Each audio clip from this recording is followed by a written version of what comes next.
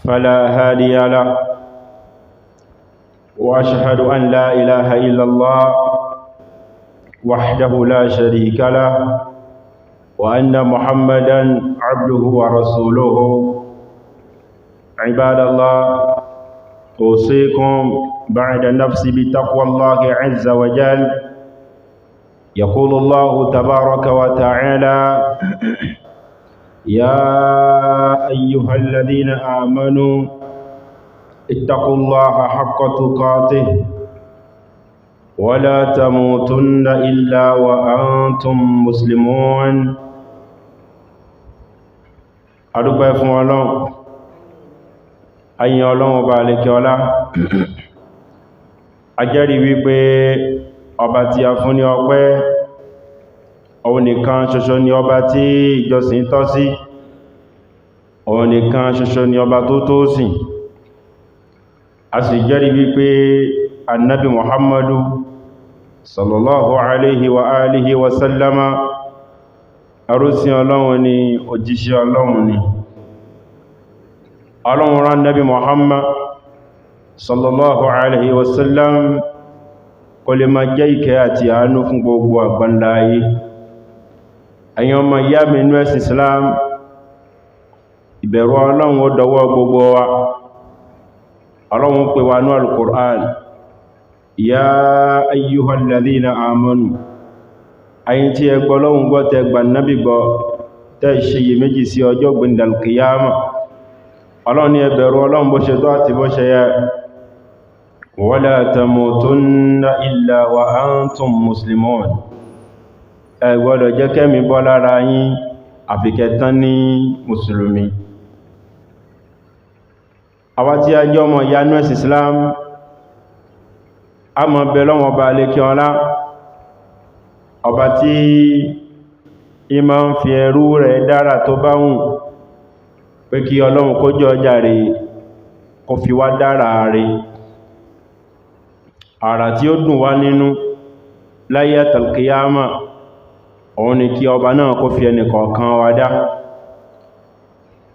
Àrà tí máa ń gbomi lójú ẹrú láyé àtàlkìyàmà, Ọlọ́run dákun má fi wá dára náà. Ọ̀pọ̀ èyí tó ti já sí àdánwò, tó ti já sí àmìwò, èyí tó ti kọjá, Ọlọ́run dákun má jẹ́ àmọ̀rọ̀ ẹ̀mọ̀.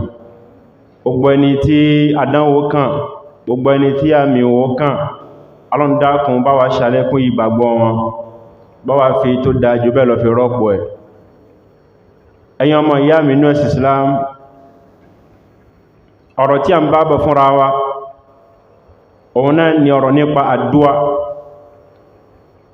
Sábàbí ọ̀rọ̀ yìí ṣe pàtàkì tó, òun náà ló fà sábàbí láàfi láǹfàní àti dá dúró. Bí bẹ́ẹ̀ kọ́, ọ̀rọ̀ kan ń bẹ tó yẹ kí a bára wa sọ, léyìí tó ṣe ń pé ọ̀rọ̀ àsìkò ní, ọ̀rọ̀ ìgbà ni. Aṣọ ìgbàlá sì ń dá fúngbà. Àsìkò kọ̀ọ̀kan ló ní ọ̀rọ̀ tó bá mú, bó tilẹ̀ jẹ́ wípé àwọn ọ̀rọ̀ kan ń bẹ gbogbo àsìkò náà ló bá mú ti ẹ̀. Àwọn ọmọ wa, àwọn òbí àti àwọn olùkọ́, gbogbo wa ti wọnú iṣẹ́ mi báyìí.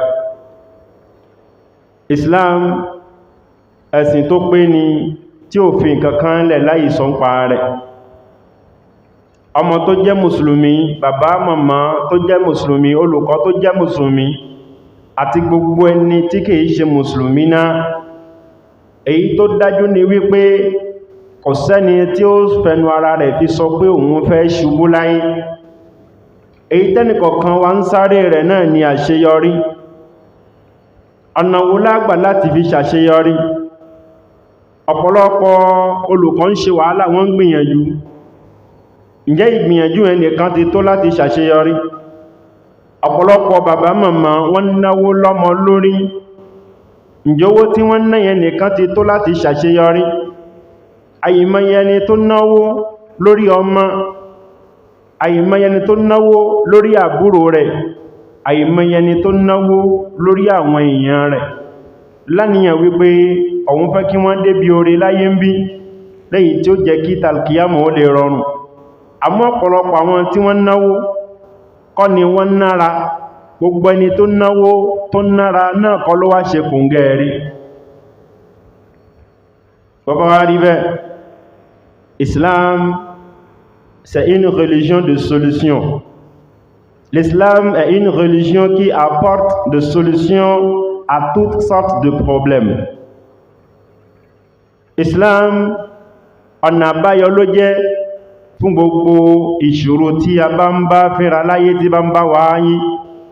Eléyìí ló fa sábàbí tá fi bára wa sọ̀rọ̀ díẹ̀ lónìí nípa àwọn àmọ̀ràn, ọ̀rọ̀ ìyànjú, ìgbára ẹni níyànjú lórí wípé báwo ni gbogbo wa báwo la ṣe ṣàṣeyọrí, báwo ni gbogbo wa báwo la ṣe jáwé olúborí, ọ̀nà wo la gbé gbà tá fi ní fìdí rẹmi, ọ̀nà wo la gbé gbà tá fi ṣàṣeyọrí lórí àlámọ̀rí ayé wa, pàápàá jùlọ nípa iléèwé tí àwọn ọmọ wa ń lọ. Chers frères et sœurs en islam, chers parents d'élèves, chers enfants, chers enseignants et responsables d'école, à l'occasion de cette nouvelle année scolaire, nous avons jugé nécessaire de rappeler quelques conseils précieux pour que nos efforts soient bénis et que nos dépenses soient fructueuses.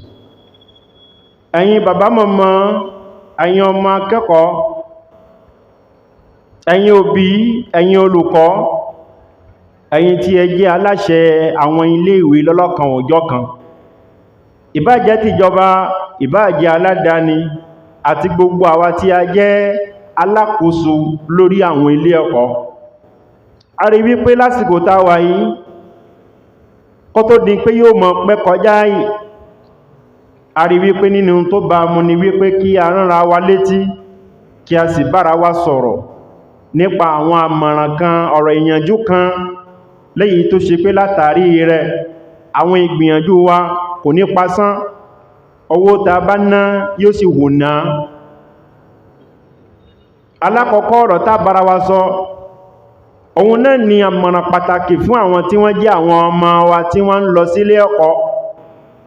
Bí a bá ń sọ nípa ilé ẹ̀kọ́ ó pín sóríṣiríṣi. Ilé ẹ̀kọ́ ilé kéwú ń bẹ, ilé ẹ̀kọ́ ta tí máa ń kàwé ń bẹ, ilé ẹ̀kọ́ ta tí máa ń kọ́ṣẹ́ ń bẹ, ilé ẹ̀kọ́ ni gbogbo ẹ̀. Bó tilẹ̀ jẹ́ wípé ìkan lọ́lá ju ọ̀kan lọ, àmọ́ ilé ẹ̀kọ́ ni gbogbo rẹ̀. Èyí tá fẹ́ bára wa sọ lónìí pàápàá jùlọ yóò ní ṣe pẹ̀lú àwọn tí wọ́n ń lọ sí ilé ẹ̀kọ́ tí wọ́n ti ń kọ́ ìwé.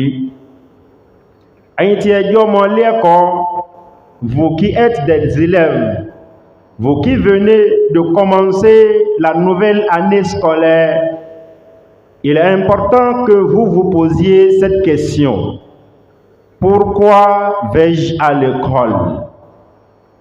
Why am I going to school? لماذا أمشي وأذهب كل يوم إلى المدرسة الفرنسية؟ لماذا أدرس الفرنسية؟ لماذا أدرس الإنجليزية؟ Pourquoi vais-je à l'école? Kí ló dé tí mo fi ń lọ léwe? Kí ló dé tí mo fi ń kọ́ mathématiques? Kí ló dé tí mo fi ń kọ́ français? Kí ló dé tí mo fi ń kọ́ biologie, SVT, PCT, histoire, géographie, gbogbo ẹ̀ látòkè délẹ̀? Kí ló dé tí mo fi ń lọ kẹ́kọ̀ọ́ náà? Je me réveille chaque jour à 5 heures du matin. Je dois me préparer, faire les révisions. Pourquoi? Pour quelle fin? Pour quel objectif? Quel est ton objectif à atteindre? Est-ce pour apprendre, acquérir la science utile et préparer mon avenir dans ce monde ainsi que dans l'au-delà? Ou bien juste parce que mes parents l'ont voulu? Tu es en train d'aller à l'école, tu fréquentes actuellement, est-ce parce que tu veux obtenir des sciences utiles, profitables dans la vie d'ici-bas ainsi que dans l'au-delà? Ou bien tu le fais simplement parce que tes parents t'ont obligé à faire cela? Ṣé nítorí wípé o fẹ́ kẹ́kọ̀ọ́, àwọn wá mímọ̀, ìmọ̀ tí ó wúlò, tí ó ṣàǹfààní fún ẹ láyé, èyí tó ṣe wípé yóò yọ ìpín ìmọ̀ kan kúrò lójú rẹ̀. Bàbá ń sọ nípa Faransé, gbogbo ìgbà tó bá wúlò kémi náà kí n rí wípé ó ṣàǹfààní. Bàbá ń sọ nípa English, kémi náà rí wípé ó ṣàǹfààní. Bàbá ń sọ nípa ìṣirò, mathematics, kémi náà rí wípé alhamdulillah mo gbìyànjú látara ìmọ̀ tí mo ń kọ́ yìí kó lè wúlò fún mi láyé àti ní alkiyama. Ìyẹn ni pé ìwé tí mo kọ́ yìí kí n fi ra alkiyama. Ṣé nítorí ẹ̀ ni wọ́n fi ń lọ léwe ni? Àbí nítorí wípé níṣe ni wọ́n lọ léwe nítorí pé bàbá rẹ̀ ló jẹ ọ́ nípa, màmá rẹ̀ ló jẹ ọ́ nípa, ẹ̀gbọ́n rẹ̀ ló jẹ ọ́ nípa wípé dandan tàìdán dandan ni kó lọ sílé ìwé bí rẹ̀ léèrè. Nítorí wípé quand on connaît la raison pour laquelle on fait quelque chose, on le fait de la bonne manière, de la meilleure des manières. Quand tu es déterminé, quand tu connais ton objectif, tu vas bien faire ce que tu es en train de faire. If you know the reason why you're doing something, you will surely do it as you have to do it. Bàbá mọ̀ tó fà tó fi ṣe nǹkan, èyí tó dájú ni wípé ó kára mọ́ sí kí ẹ ó sì ṣe bó ṣe tó àti bó ṣe yẹ. Ìwọ ni àkọ́bí bàbá rẹ, ìwọ náà èyí ṣàkọ́bí, àmọ́ ọ̀kan ló jẹ́ nú àwọn ọmọ bàbá rẹ. Ọláwọn àbúrò lẹ́yìn tí wọ́n pọ̀ rẹpẹtẹ, fòfó ló ń ṣe, bùrọ̀dá ló ń ṣe. Kí ni àwòkọ́ṣe tó fẹ́ jẹ́ fáwọn àbúrò rẹ tí wọ́n ń bẹ lẹ́yìn rẹ àtàwọn tí wọ́n ń bọ̀ lẹ́yìn àti gbogbo àwọn ọmọ kéékèèké àdúgbò? Ǹjẹ́ o sì mọ̀ tó fà tó fi ń lọ léwe? Bàbá dákó tó bà dúó bí lónìí, bàbá mọ̀ tó fà tó fi ń lọ léwe tó ronú nípa ẹ̀ lóòótọ́, gbogbo èyí tó kù tá a fẹ́ sọ fúnra wa yóò wọlé yóò sì ṣàǹfààní. Nítorí pé ọ̀pọ̀lọpọ̀ ọmọ ń lọ léwe ni àmọ́ kò mọ̀ tó fà tó fi ń lọ léwe. Àwọn ẹni tí wọ́n gbọ́n wọ́n lọ léwe, wọ́n mọ̀ tó fà tí wọ́n fi ń lọ léwe, wọ́n sì mọ̀ tí wọ́n fẹ́ ṣe pẹ̀lú ìwé tí wọ́n kọ́, wọ́n ti ní nǹkankan tí wọ́n ń là kalẹ̀ fúnra wọn. Irú wọn kọ́ ní mọ́ gba báàkì tí máa ń wá fúfú ayé, irú wọn kọ́ ní mọ́ gba bàkàlóríà tí ó dìbí wípé wọ́n ní mọ̀ tí wọ́n ń ṣe. Ọmọ mi fìlí ẹ̀ tí ń ṣe lọ́wọ́ yìí kọ́ ní tó fẹ́ ṣe, mais parce qu'il n'a pas tout planifié et n'a rien prévu. Ẹlẹ́ẹ̀kejì jama, èyí tí ó máa jẹ́ àmọ̀ràn fún gbogbo ọmọ akẹ́kọ̀ọ́, òun ni bon comportement dans la cour de l'école, en classe et même dans la rue, car l'élève musulman doit se distinguer par la politesse et la discipline. À l'école, vous êtes nombreux à être élèves. Ìwọ nìkan kọ́ ni ọmọ ilé ẹ̀kọ́, ìwọ nìkan kọ́ lọmọ léwe. Oríṣiríṣi àwọn èèyàn ni wọ́n ń wá léwe. Kí ni tá fi dáwọ mọ̀ gẹ́gẹ́ bí ọmọlúwàbí? Kí ni tá fi dáwọ mọ̀ gẹ́gẹ́ bí ọmọ mùsùlùmí? Òun ni pé ìwà dáadáa. Ìwà dáadáa, èyí tó yìnbó ń pè ní bon comportement, bonne conduite. Ayẹ́ka dáwọ mọ̀ wípé ọmọ yìí ìmọ̀ ń lọ mọ́ṣáláṣí, ọmọ yìí ìmọ̀ ń lọ lè kéwú, ọmọ yìí kọ́dà àáfàá ni ọmọ iléèwé. Ó yẹ ká lè mọ̀ wọ́ yàtọ̀ sẹ́ni tí kìí ṣọmọ lè kéwú. Ó yẹ ká lè mọ̀ ìwọ yàtọ̀ sẹ́ni tí kìí ṣe àáfàá. Ó yẹ ká lè mọ̀ ẹ́ yàtọ̀ sẹ́ni tí kìí ṣe mùsùlùmí. Ìyẹn ni pé ìwà dáadáa ó dọwọ́ yín ẹ̀yin tí ẹ jẹ́ mùsùlùmí. Ẹ jẹ́ káwọn èèyàn rí wípé ẹwà ń bẹ lára Islam.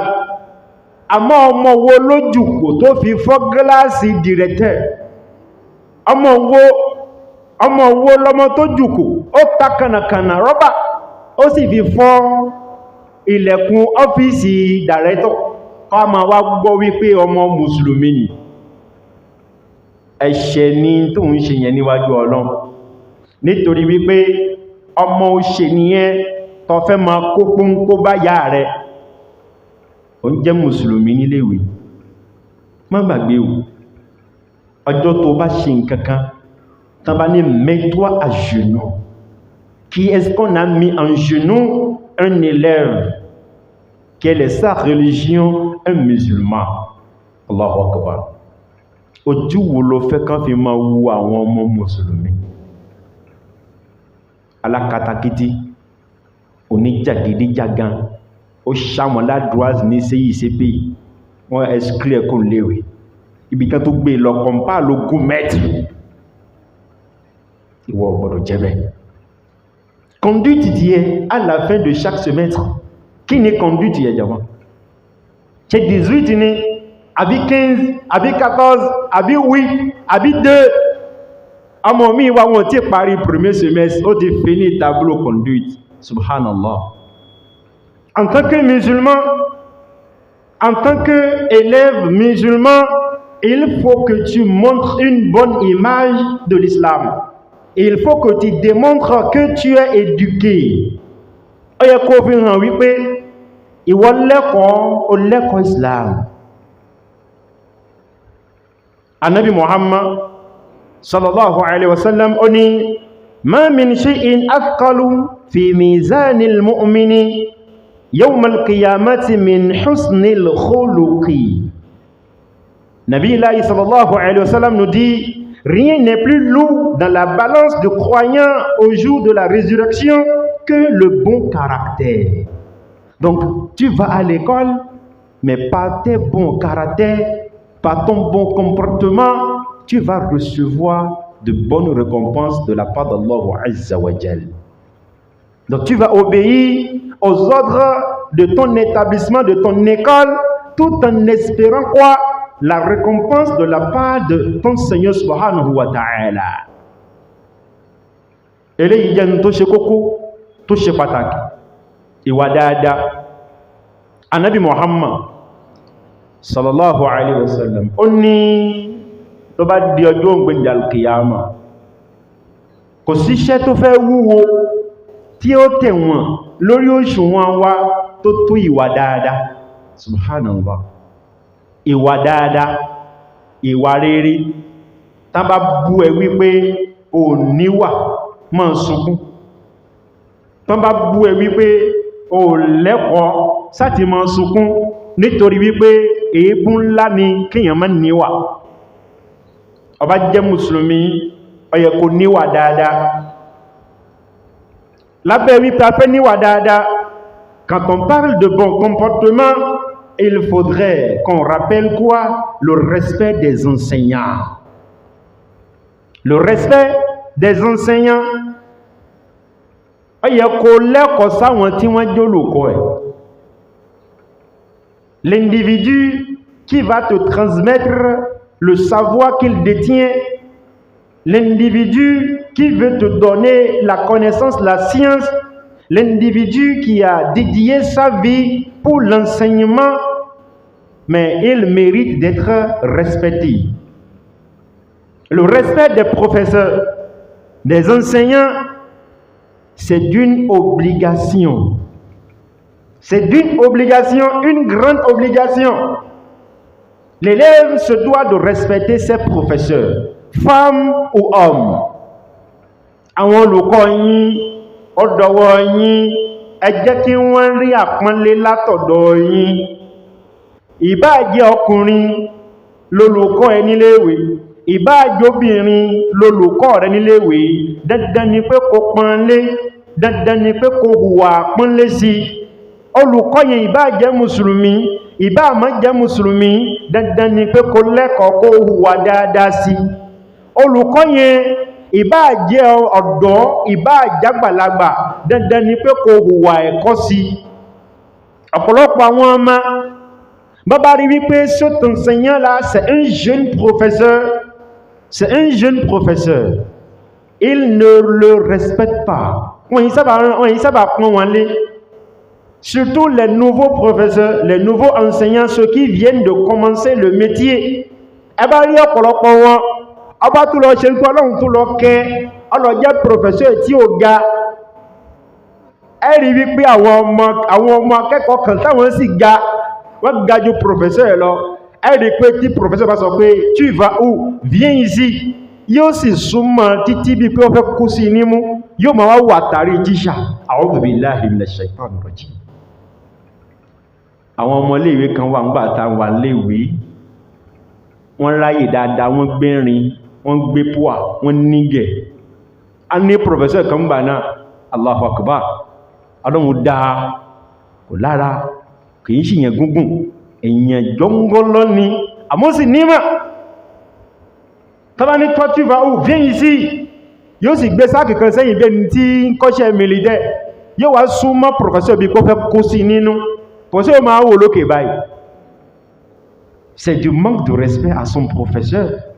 La science là que tu es en train de recevoir, est-ce que tu veux qu'elle te soit profitable dans ta vie? Il y a beaucoup qui ont étudié. Il y a beaucoup parmi les élèves d'hier, ils sont diplômés aujourd'hui, mais ils n'en font rien parce qu'il n'y a pas la bénédiction d'Allah dans ce diplôme-là. Peut-être parce qu'ils ont eu à manquer de respect à leurs professeurs, à leurs enseignants. Et si l'enseignant, c'était une enseignante, à des moments donnés, c'est le pire. Àwọn tó bá jẹ́ olùkọ́ tó jóbìnrin tó tún jẹ́ ọ̀dọ́, ọ̀pọ̀lọpọ̀ ọmọ léèwé wọn yìí respecte wọn. Si tu veux que ta science te soit profitable, s'il te plaît, je t'en prie, respecte tes enseignants.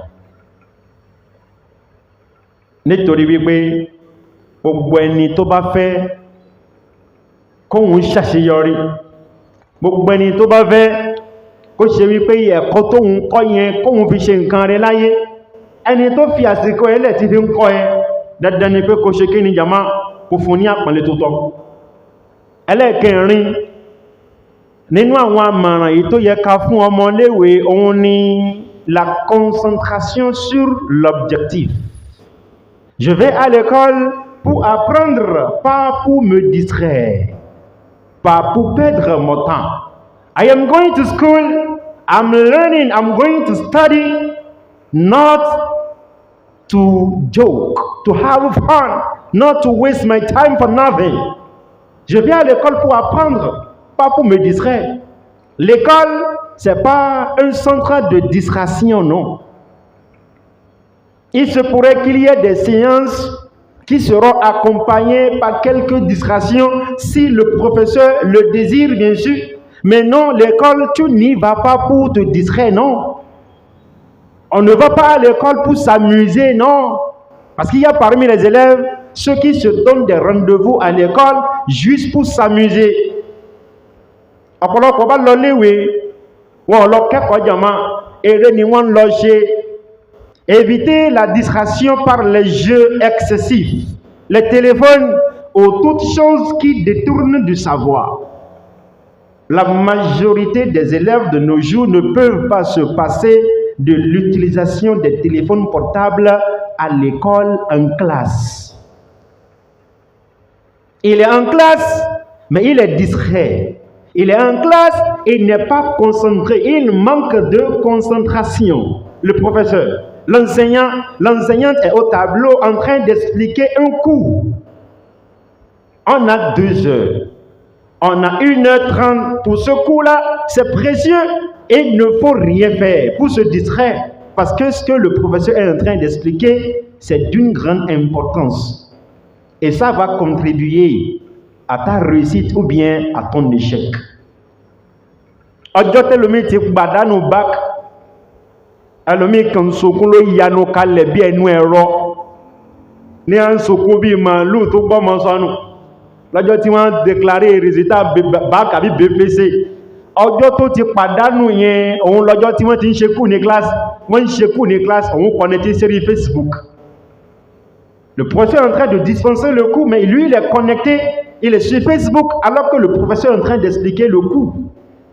Le professeur est en train d'expliquer le cours en classe, mais lui il est en train de rédiger un message d'amour, une lettre d'amour qu'il est prêt à transmettre à une fille. Allahu Akbar.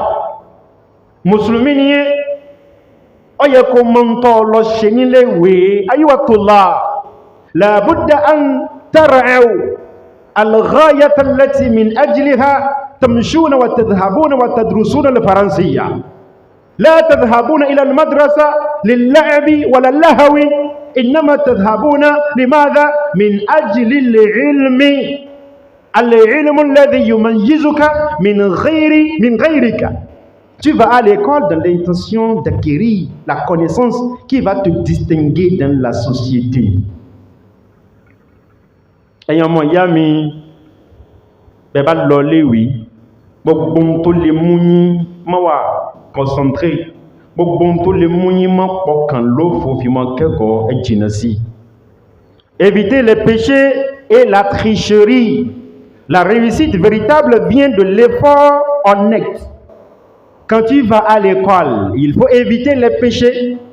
Un élève pécheur est en train de préparer son échec. Wattaqullaha wa yu'allimukumullah. Aban lolé oui, jìnnà sí ẹ̀ṣẹ̀. Torí pé ìmọ̀ tẹ́ rí yẹn ìmọ́lẹ̀. Ọlọ́run kì í fún ẹnìkan bí kì í bá ṣe ẹni tó bẹ̀rù Ọlọ́run. Il y a une matière qui constitue ta bête noire. Éloigne-toi des péchés, concentre-toi, tu vas voir que tu vas réussir, tu vas triompher. Inch'Allah. Tu vas à l'école, toi seul dans ta classe, tu as 3 copines. Copines comment? Non, petite amie et grande amie. On est quand nos classes, habillé de bipé, on remet le loli. Irú wọn ní máa ń para lọ léèwé. Ọmọ léèwé tí ń para tí ń bójú. What are you going to do with that? Wọ́n ní Jésù ń já ṣoko, ìgbà tó jẹ́ ṣoká ńkọ́. Ó ń lọ léèwé tó ráyè tó tún para. Ọmọ léèwé serious, a serious student, you have no time for that. O lè ráyè gbogbo yẹn. Ẹwọ ọmọbìnrin náà gangan tí ń lọ léèwé. Ó fẹ́ lo wákàtí kan nídìí jíngí nítorí pé ó fẹ́ ṣe kí ni? Ó fẹ́ yáyè fún tani. Et il faut faire chaque chose à son temps. Àsìkò kọ̀ọ̀kan bẹ fún kọ̀ọ̀kan. Ẹ má gbé nǹkan òní sọ́la, ẹ má gbé tọ̀la sóní. Tu vas à l'école en tant qu'élève, dis-moi, tu as combien de petites amies? Bira lérè, on y a pas, oh, allez, comment, oh, tout l'ini CG2, CG1, c'est une loli, Allah. Il fréquente au CG1 couvert, mais il a des petites amies au CG2, CG3, autonomie nani privé quand là on y a beau légèrement espoir ni. Et quand il sort de la classe, quand il finit les cours à 19h, c'est que lui doit rentrer de façon quotidienne à 21h30. Pourquoi? Parce qu'il doit visiter ces petites amies là. Elle aussi l'attend déjà quoi. Rendez-vous 19h, parce qu'il lui a déjà envoyé un texto à travers son téléphone qu'il a gardé sur lui alors qu'il était en classe. Et nous, pour le ban chalaye équation quand. L'équation est ban paix. Monsieur, moi, il va aux toilettes. Aux toilettes avec les sacs. Ça ne vous concerne pas, monsieur. Ah, il s'est dit. Tout le pays a rendez-vous. Ne mélangez pas les péchés avec la science. La tricherie, c'est à éviter. La tricherie, c'est à éviter par tout élève conscient et qui désire une réussite dans sa vie. Quand tu triches aujourd'hui, ça va te rattraper tôt ou tard. Les cartoucheurs, les doyens en cartouche, il n'est pas capable, il ne peut pas se donner à la révision, mais il est intelligent au point où il va préparer les cartouches au point où aucun professeur ne peut le détecter. Allahu Akbar. Il est fort dedans. On dit, Babam sonné par Agbari, Babam sonné par Apollo. Ah, on y va toucher computer au bateau mio. Comment toi, il va aussi chaper ça. Malgré ton intelligence, tu devrais l'utiliser. Si vous considérez le moment que les élèves passent à préparer le cartouche là, ils pouvaient passer ce moment-là pour réviser et réussir facilement. La tricherie ne t'amène nulle part. Et pour Wani, il a triché. Il a triché, il a trébuché. Il a fait les acrobaties, il s'est retrouvé en 3e. Il a fait la classe de 3e 3 fois. Il n'a pas eu le BEPC parce qu'il n'est pas qualifié. C'est à la 4e fois qu'il a pu obtenir ce diplôme-là, parce qu'il n'était pas qualifié. Il a encore commencé avec les jonglages, jusqu'en classe de terminale, il est resté là coincé. Terminale, il a fait 5 ans. Pourquoi? Parce qu'il n'est pas qualifié. Fais confiance à Allah, fais confiance à ta tête, à ta cervelle, à ton intelligence. Tu peux le faire. You can do it. Et il ne faut pas te sous-estimer. Non, tu peux le faire.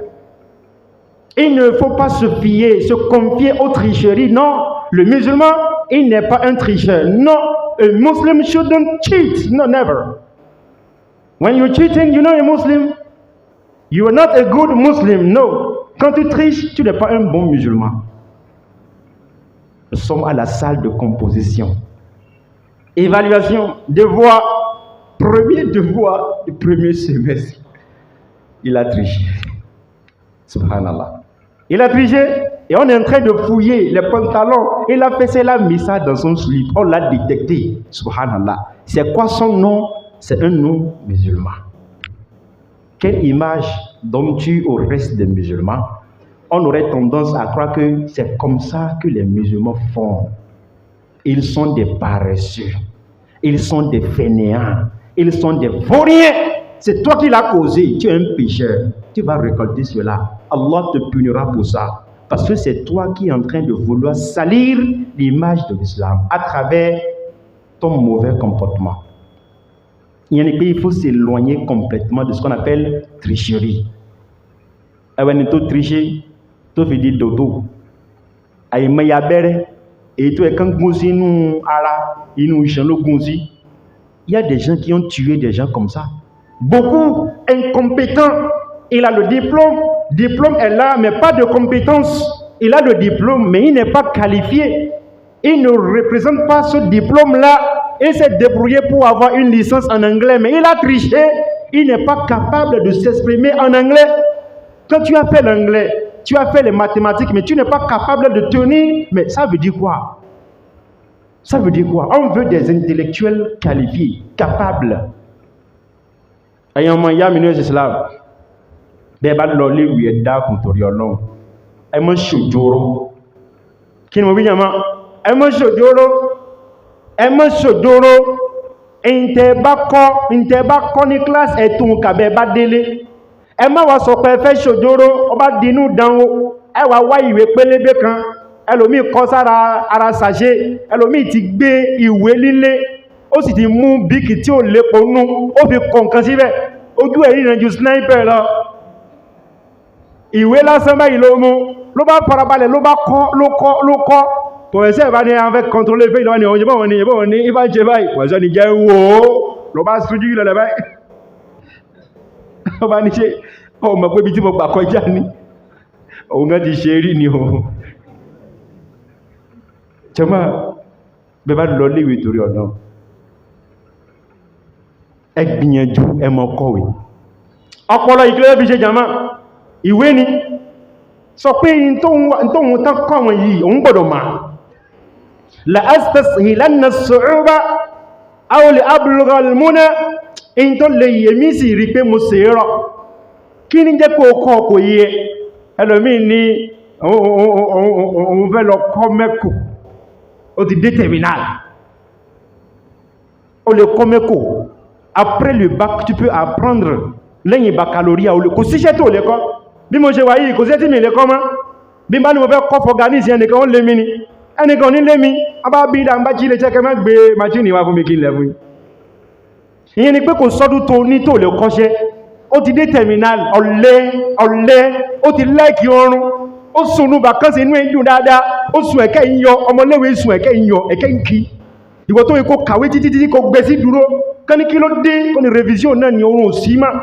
Kán ní kí ló dé sẹ́wọ̀n àwọn fẹ́ jẹ́ ká mọ̀ wípé àwọn mùsùlùmí o, ils sont des intellectuels. Wallahi yóò gbalada, ọba ń kọ̀wé ọba ń dààmú báyìí, Ọlọ́run sì mọ̀ kọ́ládá fún wípé eléyìí fẹ́ jẹ́ kí wọ́n mọ̀ pé àwọn mùsùlùmí o, wọ́n yìí ṣe tààrí. Wọ́n ní kí lórúkọ ẹ ìfẹ́ dárúkọ òsáti morúkọ ti ẹ̀ náà wọ́n ní àbáwà kàwé yìí o bí bá ní salut monsieur kí ní ń pè ní monsieur ní mọ̀ sí, ó ní ibò ní MON wọn kan ká ní mọ̀ sí. Mùsùlùmí ká mọ̀ sí. Ó ti lọ léèwé, you waste your money, the money of your parents for nothing.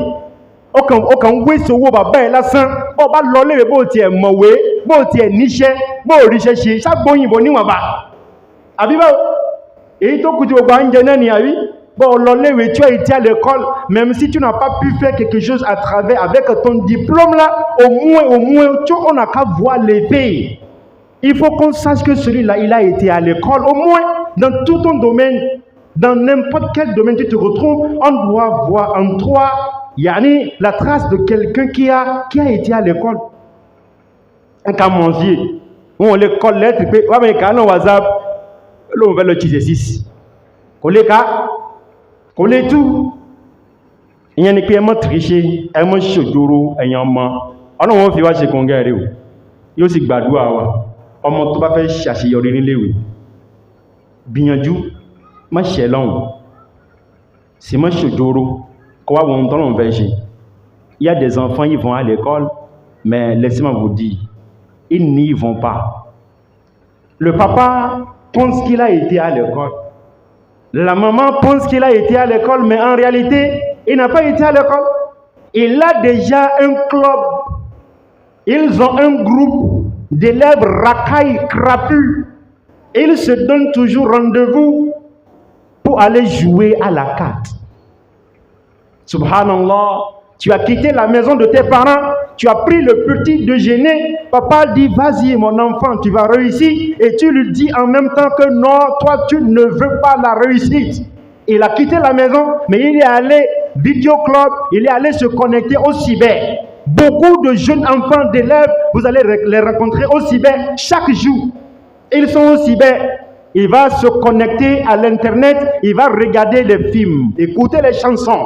Les professeurs, les camarades sont en train de travailler en classe, mais il est là-bas. C'est un péché, wallah. Normalement, on devrait contrôler ces lieux-là, surtout les cyber.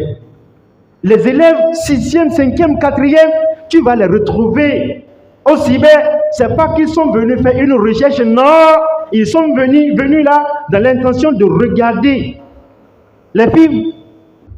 Ils sont connectés pour regarder les films.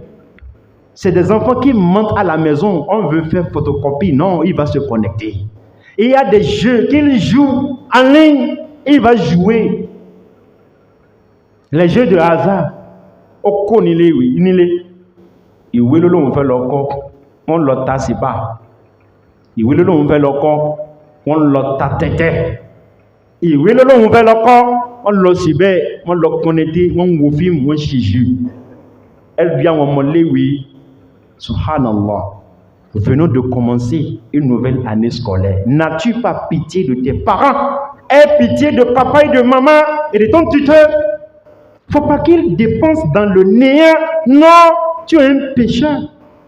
Des élèves, 3, 4, 5, ils sont assis en train de discuter de quoi? Pas des cours, non. Pas d'un coup qu'ils n'ont pas compris, non. Pas d'une notion qu'ils n'ont pas comprise, non. Mais plutôt de XBET.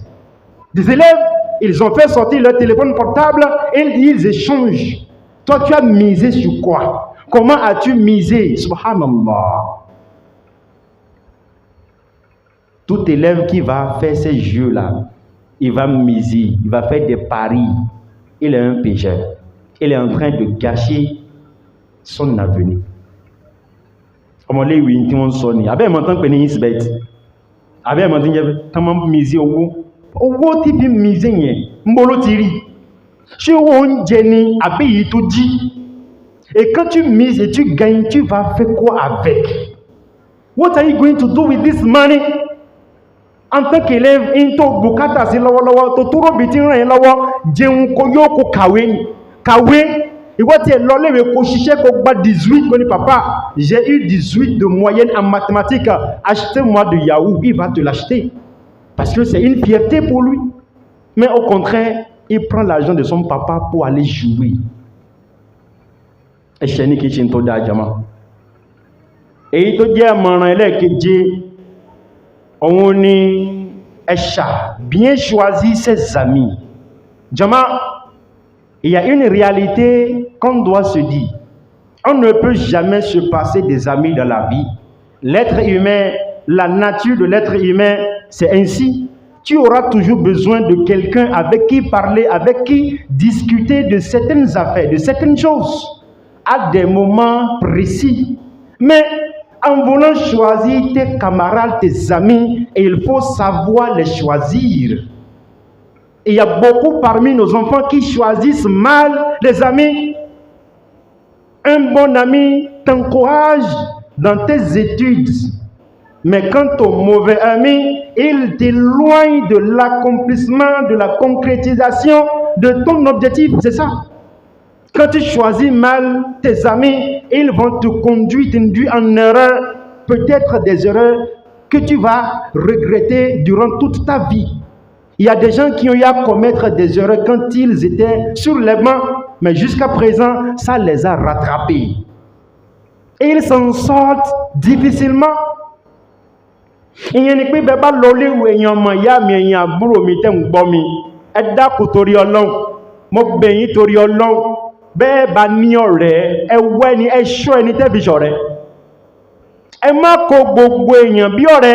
surtout là où on doit il y a des transferts, il y a des crapules transférés, exclus transférés.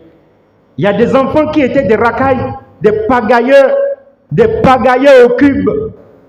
Ils les ont exclus et ils ont été transférés chez vous ici. Mais toi, tu l'as rencontré pour la première fois. Tu n'as pas pris le temps de l'examiner, de l'étudier, connaître la nature d'homme dont il s'agit. Mais tu l'as pris directement comme ami. Parce qu'il quoi? Il est beau, il a une moto. Il faut savoir choisir ses amis, ses camarades. Il y a beaucoup parmi nos enfants de nos jours, qu'Allah nous en préserve, qui fument. Des élèves fumeurs, Allah okoleni.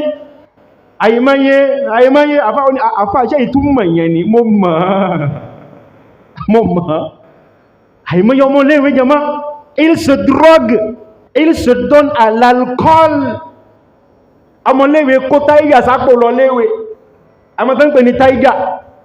Kini pẹlẹbẹ tá máa ń ṣe sínú ìwé yẹn ó burú bàjẹ́. Ó tún pa àwọn kan náà lóríṣiríṣi, mo gbàgbé orúkọ wọn ni, tí wọ́n máa ń kó sínú sáàkì, tí wọ́n máa ń mú níléèwé, ojú wa kókókókó. Réveille-toi ni, oui monsieur, d'accord. Ọmọ iléèwé, oui monsieur, d'accord. Action Peter ti bá ọgbà fún ẹgẹ, ojú wa kókókókó.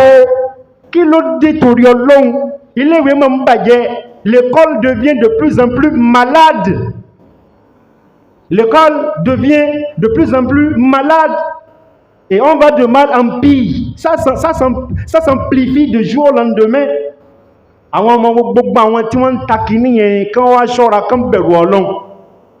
Les cantines devaient être contrôlées. Il y a des chewing-gums, c'est des drogues. Il y a des bonbons, c'est des drogues. Ọ̀pọ̀lọpọ̀ nǹkan táwọn ọmọ máa ń mú ẹ̀mí ó sọ ooo èyí sì wí. Àwọn nǹkan pọ̀ táwọn ọmọ máa ń rà ní récréation, même les enfants du cours primaire. Wallah, il y a parmi les vendeuses qui sont inconscientes, elles ne savent pas. Wọn mọ̀ pé táwọn ń ta nǹkan tó burú ni. Ọmọ mi bá mú nǹkan mi ní classe báyìí yóò sùn títí wọ́n fi parí kù. Torí pé tó mú yẹn ó ju bàbá yẹn lọ. Et il a dosé ça. Il a pris un stupéfiant et il s'est endormi durant toute la classe. Toute la séance de classe, il était absent. Il dormait seulement. Pourquoi? À cause de ce qu'il a acheté, il a mangé. Chers parents d'élèves, surveillez vos enfants. Contrôlez-les. Ne les laissez pas.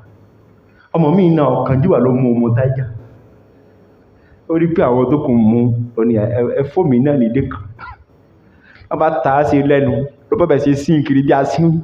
Il m'a fait les batables cri. On a fait le tonique, on fait le yagben. Ni ba ni pin kan ba nru.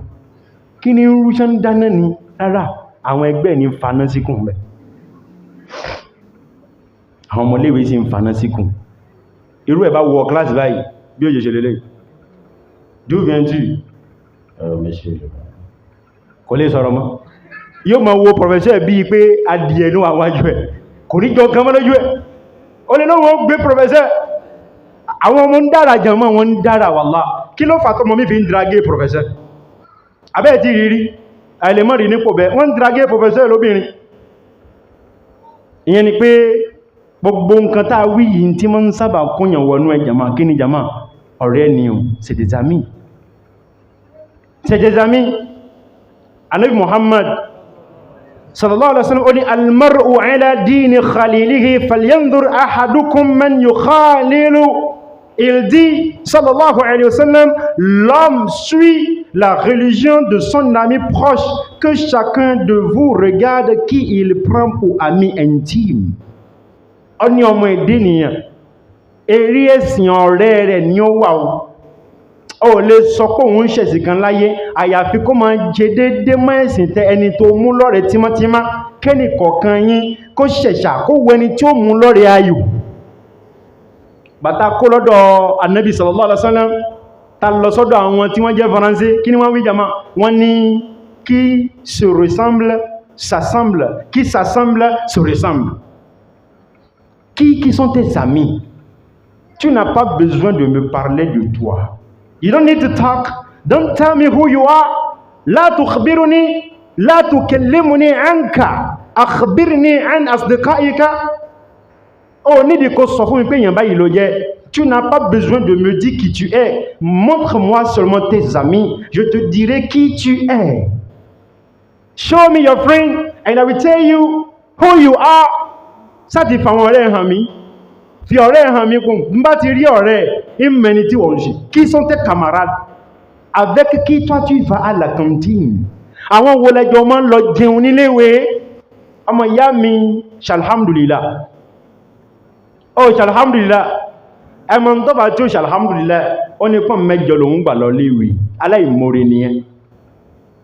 Tu as pris 200 francs comme petit déjeuner, ça te suffit, wallah. Il y a des gens qui n'en ont pas trouvé, ils ont juste mis du gari dans la poche. Gari pẹ̀lú kúlíkúlí, ni wọ́n pè lọ léèwé. Ẹlòmíì náà kò rí kúlíkúlí, ẹmọ tó fi sí gàrí yẹn jàmá, ẹkùrọ́. Ìyá ẹ̀ ti sín látàlẹ́ àná kílẹ̀ tó má. Gàrí náà wọ́n tó pín sí wọn lápò díẹ̀díẹ̀ ni wọ́n tó ń jà sí. Et toi, tu as pu obtenir, tu as trouvé 200 francs, tu es ingrat. Tu vas bientôt te marier, tu vas bientôt avoir des enfants et tu sauras ce qu'on appelle responsabilité parentale. Ìyá ẹ̀ fún lówó, bàbá ẹ̀ fún lówó, owó tó fún yẹn kò tó lójú ẹ̀. Ẹ wá bi léèrè wípé àwọn wo ní ń bá ṣọ̀rẹ́, àwọn ẹni tó ṣe pé bá bá lọ récréation báyìí, bá bá ra ìrẹsì báyìí, ẹ rò pé wọ́n ń ṣe sún náà. Wọ́n kó ẹja sí ìrẹsì bí onígbèsè. Wọ́n wá kẹ́yìn dà sí ẹbí ẹni tó ń rúbọ síta mẹ́ta.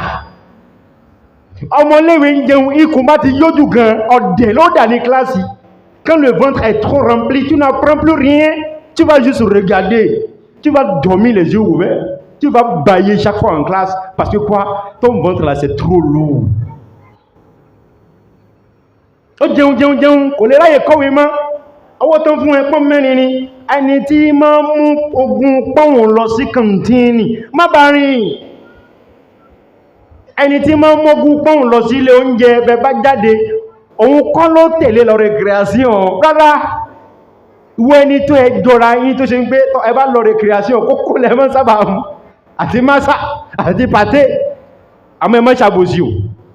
Àwọn ọmọléwé mi náà wà alábòsí ni wọ́n kókó náà lọ fẹ́ rà.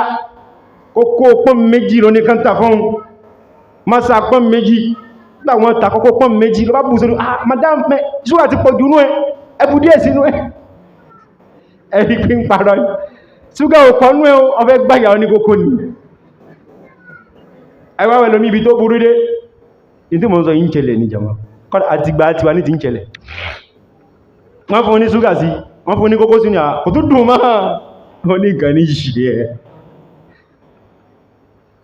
bàbá lọ récréation kí là ń jẹ tààrà fẹ́ tẹ̀lé lọ récréation náà ọmọ mi lọ récréation nílé ìwé ó ra oúnjẹ kò sanwó kò fún wọn lówó ó ti ra oúnjẹ pọ́n mẹ́fà ọlọ́run fẹ́ gba pọ́n méjì ìyá ní èlò ló fún mi ó ní dẹ́sán mọ́ fún yín irọ́ ní sì ń pa ó sì bẹ̀rù ọlọ́run torí ọlọ́run àwọn ẹni ẹlẹ́ni tí wọ́n ń ta ń jẹ wọ́n lọ yáwó ni ẹlòmí gba àwọn tìmọ́tì, ẹlòmí gba àwọn epo, ó gba àwọn ẹja, ó fi ṣe ń jẹ wá léèwé, ọmọ rẹ̀ bí yán, ọmọ dáadáa, ọmọ níwàbí, ó tún jẹun kò sanwó ń gba chẹ́ngì. Ẹni pé ọmọ léèwé irú eléyìí bá wá jìyà tó bá kàwé rẹ̀ bàtà rẹ̀ adúkòkò ká ó lè lọ fẹ́ jà tó báyà. Irú wọn bá fi lè jẹ mínísítì kan, ẹ wo owó tí ó kó láyé. Nà tó jẹ́ 11, tu étais 11 et tu arnaques les vendeuses, arnaques sans PC. Ìyá olóúnjẹ, ibẹ̀ tí ń ṣe gbájẹ̀ fún ìyá olóúnjẹ. Láti bí ìyá olóúnjẹ, il va évoluer, il va commencer par utiliser portable PC pour arnaquer. Bẹ́ẹ̀ náà ni ti máa ń bẹ̀rẹ̀. Ìyẹn ni pé Mùsùlùmí nẹ̀yìn. Il faut qu'on voit en vous que vous êtes différent. Sur le plan scientifique, comportemental, tout, sur tous les plans, soyez différents des autres. Vous devez être des élèves exemplaires. Pourquoi? Parce que vous êtes des musulmans. Because you are Muslims.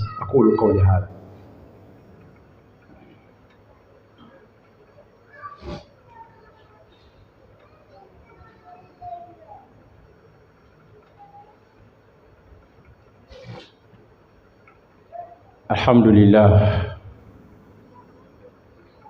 Assalatu wassalamu ala rasulillah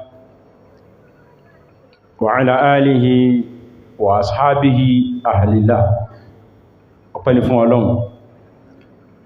Àbí Ọlọ́run ọba àlekè ọlá, ọba tó ní kòǹgẹ́rì lọ́dọ̀, kó fi wá ṣe kòǹgẹ́rì. Ṣẹ́nìkan lè ṣe, ṣáwà máa ṣe jàmá, ta ló máa ṣe? Allah. Ọlọ́run dákun kó wa máa ṣe. Àwọn ọmọ wa kó wa máa ṣe. La plupart des enfants sont ignorants, ils sont inconscients. La plus grande tâche revient aux parents. Ce que nous sommes en train de dire ici, normalement, c'est une responsabilité des parents. Ils doivent répéter cela chaque jour à leurs enfants. Chaque soir, de temps en temps, leur rappeler les bonnes manières de l'islam. Tẹ́ bá jẹ́ Mùsùlùmí tẹ́ ń lọ léèwé, ẹ̀ṣọ́ ẹni tẹ́ bá ṣe kí ní jama, tẹ́ bá ṣọ̀rẹ́, Yorùbá ní ẹgbẹ́ yẹn lẹ́yẹ ń wọ́tọ̀. Àgùntàn tó bá bá ajá rìn yóò ṣe kí ní jama, yóò jẹ̀gbẹ́, yóò fi rá ẹnu. The birds of the same feather flock together. Les oiseaux de même plumage volent toujours ensemble. Dákùn mọ́ fọ́lọ́run bẹ́, èyàn burúkú mọ́ bá rìn, ẹni bí àwọn onírá ń he, èyàn bí ìgbín, òun ní ìgbín, obìnrin ní ẹ́, ọkùnrin ní ẹ́, àwọn wo ló ń bá rìn, dákùn bá mi contrôler ẹ̀. Quand elle sort à 19h, elle doit attendre un monsieur, un gars, un homme qui doit venir la chercher avec sa moto, avec sa voiture. Allahu Akbar, pour t'amener où? Pour l'amener chez elle d'abord, chez lui d'abord, avant de l'amener chez elle. Donc elle doit passer chez lui avant de rentrer chez elle, alors qu'elle dit qu'elle a quitté l'école. How can you succeed? Comment peux-tu réussir? On va dire des cons, il est où? Obìnrin, mbolona. On dit non, moi j'ai cours à 7 heures, alors qu'en réalité elle a cours le jour là à 15 heures. Mais elle va sortir, elle va quitter la maison. Là, tu as notre couronne. Elle va où? Il est au couronne là. Elle dit que pour le Mandia, Tina, Lewe, Agbalagba, Odagba Burukume, Ayam of Mandia Viwonio. Nítorí pé ibi tó ti roko dé, ó jìnnà gan. Kò sí camarade tí ó ti bá sùn ní classe àfi díẹ̀. Ẹ bá wo établissement, wọ́n ti ma àwọn ẹnìkan wá dúró ní pọ̀tá yìí, wọ́n wá ń pè ní bá ń ṣàkọ́ ní akọ́wọ́ ló fẹ́ ṣe ṣàmọ́ tó wọ̀ náà mọ́ pátá ẹ̀. Est-ce que tu as encore de l'honneur? L'honneur a disparu. Irú eléyìí náà fẹ́ wá dàgbà kó jíṣẹ́ ìjọba. Ó ní ṣe kìí náà mọ́ ń tán ni. Ó ní kìí tán ni wọ́n ní kó mọ́ pín ní. Ọ̀pọ̀lọpọ̀ ọmọ léèwé lóbìnrin, iṣẹ́ ìwé kọ́ ni wọ́n lọ ṣe mọ́. Ọ̀tọ̀ ni tí wọ́n ṣe jàmá, ọ̀pọ̀lọpọ̀ ọmọ léèwé lóbìnrin aṣẹ́wó ni, kò ní bùkátà kó gba ilé náà kó tó di aṣẹ́wó. kò ní bùkátà kó gba hòtẹ́ẹ̀lì náà kó tó daṣẹ́wó torí pé wọ́n ń gbé kiri ni ó gbajúmọ̀ bàjẹ́ béèrè àwọn tí wọ́n gbajúmọ̀ ní nǹkan bí àné 2000 mo ní ọmọ lónìí ní ìsìnjàmá wọ́n ti bọ ikọ̀ tí wọ́n síbì kan. Ils vont t'utiliser pour leur plaisir et t'abandonner. Ils vont te sucer à blanc et te jeter dans les eaux. Oh nihima, oh gbajúmọ̀, oh yayima. Regardez là, quand elle avait 15 ans, elle était en forme. Mais il a fallu qu'elle obtienne le bac au Babak Nijama, l'autre de campus, au Diadia Diapere. Woro ló fi padà wálé. Ọwọ́ ń wo pé ṣáàmù yín náà lélẹ́yìn lónìí bẹ́ẹ̀ ni ọlọ́mọdé àmọ̀ padà sábúrú àpadà sábúrú lélẹ́yìn. Àpadà sábúrú lélẹ́yìn. Àwọn ọmọ léwe ń lọ lọ́nà àwọn òpin bíi pé léyìí ti bí mẹ́fà. Òun àti ìyá tó ti bí mẹ́sàn-án ganjọ́ ń lọ, ìyá tó dúró standby. Àmọ́ ẹ̀wọ̀ mọ́ndíyá ẹ̀ṣá iṣẹ́ ọwọ́ gbogbo yìí náà ni. Àbí báwo iṣẹ́ ọwọ́ yìí ni? Àwọn náà lẹ́sì fẹ́. Ṣàbí? Àwọn náà lẹ́fẹ́. Ẹjọ́ ń rúnra yín ni, ẹjọ́ ń gúnra yín ni, ẹjọ́ ń wóra yín ni, ẹ̀yin náà lẹ́ padà fẹ́ra yín kẹ́yìn. Kẹ́ lè gbádùn ara yín kalẹ̀. Ìbàjẹ́ ni. Ibi tá ń lọ ọ̀rọ̀ pọ̀ àti ìdébẹ̀ o. Ẹ̀yin ọmọ ilé ìwé wá sí kẹ̀yìn ẹni bínú ni. Abẹ́ ń bínú. Ẹ̀mí eré báyìí ẹni bínú ni. Ẹ mọ̀ pé wá sí ta mọ́ ń ṣe lọ́pọ̀lọpọ̀ gbà ẹ mọ́ ń ṣe bí pé kò kẹ̀yìn. Bí i àwọn bàbá yín là ń bá wí, àwọn ìyá yín ni wá sí ń bá wí ó ti dọ́dọ̀ tí yín náà. ń sọ tí yín gan ló tẹ̀ rọrùn láti sọ torí pé ọ̀pọ̀lọpọ̀ yín gíní àbúrò lẹ́ ń ṣe ọmọ lẹ́ lómi ń ṣe ìyẹn gbọ́dọ̀ sọ fún yín dáadáa kẹgbọ́ kó ṣiṣẹ́ lára yín nítorí pé àwa nídìí yín lọ́la. Nous avons besoin de vous dans nos sociétés demain. Même aujourd'hui, même on a besoin de vous. A nídìí yín lọ́la torí Ọlọ́run. Bó ṣe jókòó yìí, àdúrà mi ni wípé tó bá di nǹkan bí ọdún mélòó kan sẹ́yìn, d'ici quelques années, que je vois des cadres, des intellectuels, des savants. On a ce monsieur-là, il est docteur dans tel domaine, mais je le voyais à la mosquée, il y a de cela 5 ans, oui, aujourd'hui il est docteur. Alhamdulillah, il y a de cela 10 ans, je le voyais prier avec moi, mais il est devenu professeur à l'université. Masha'Allah, il est ministre, Masha'Allah, il est Masha'Allah, Masha'Allah, il est mon vénir. Ọlọ́run ní ká gbọ́n tẹ́ sọ́ngbà yẹn ìgbà tẹ́ ń sọ́ngbà yẹn ń bí wa o ẹ má bínú torí Ọlọ́run mo ń sọ kó lè dá fún wa ni àwùjọ ti bàjẹ́. Avant de confier une responsabilité aux gens aujourd'hui, on doute beaucoup. On doute vraiment. Est-ce qu'il va gérer ça? Est-ce qu'il va savoir gérer ça de la manière appropriée? On a beaucoup de doutes. En douter le négandama, anti-médi. Mais il faut qu'on forme, il faut que vous changiez, il faut qu'on change. Si nous ne changeons pas, la société ne va jamais changer. Il faut commencer par toi-même. La tori tienne côté bere. Alors on fait voir ce qu'on gagne. Yóò fi wá ṣe kọ̀ǹgẹ̀rì. Àwọn òbí tí ń náwó lórí ọmọ ẹni ná lásán. Àwọn òbí tí ń náwó lórí ọmọ ẹni ná lásán. Owó tẹ́ ná kò ní wọ mi o. Owó tẹ́ ná kò ní wọ gbó. Èrè tẹ́ ń fẹ́ lórí wọn. Ọlọ́run jẹ́ kẹ́ rí èrè náà. Ẹ jèrè àwọn ọmọ náà. Àwọn náà ó sì jèrè ara wọn. Ọlọ́run dákun má ṣe wọn lẹ́ni tí ó kàwé tí ó dìdàkudà o. Má ṣe wọn lẹ́ni tí ó kàwé tí ó gba ọpọlọ rẹ̀ o. Má ṣe wọn lẹ́ni tí ó kàwé tí ó gbèsè lọ́wọ́ rẹ̀. A bá ń rí ní mọ́ṣáláṣí inú wa máa ń dùn wípé Masha'Allah jeune élève il va à la mosquée il est en kaki wallahi c'est un plaisir, ça nous réjouit beaucoup qu'Allah fasse que vous